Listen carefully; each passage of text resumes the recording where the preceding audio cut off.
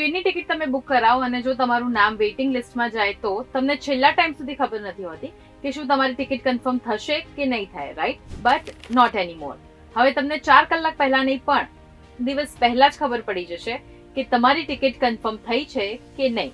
હાય, હું છું હેલ. Railway reservation chart જે અત્યારે 4 કલાક પહેલા બને છે એ હવેથી 24 કલાક પહેલા બની જશે, જેથી કરીને જો તમે ટ્રાવેલ કરી રહ્યા છો કે નહીં એ તમને એક દિવસ પહેલા જ ખબર પડી જાય, so that you can plan your schedule accordingly. અત્યારે બિકાનેર ડિવિઝનથી આની શરૂઆત થઈ ગઈ છે, આજથી આની શરૂઆત થઈ ગઈ છે અને ધીમે ધીમે આખા ભારતમાં 24 કલાક પહેલા રિઝર્વેશન ચાર્ટ બહાર પડી જશે. આ ચેન્જની ખરેખર બહુ જ જરૂર હતી, કારણ કે મુંબઈ અને દિલ્હી જેવા જે શહેરો છે જ્યાં ટ્રાફિક નેક્સ્ટ લેવલ હોય છે ત્યાં સ્ટેશને પહોંચવામાં જ કલાકો લાગી જતા હોય છે અને એવામાં જ્યારે 4 કલાક પહેલા કન્ફર્મેશન મળે છે ત્યારે યાત્રી સમયસર સ્ટેશન પણ નથી પહોંચી શકતા. અને જો રેલવેના પોઈન્ટ ઓફ વ્યૂથી આપણે વાત કરીએ તો આ એમના માટે પણ બહુ જ મદદરૂપ રહેશે.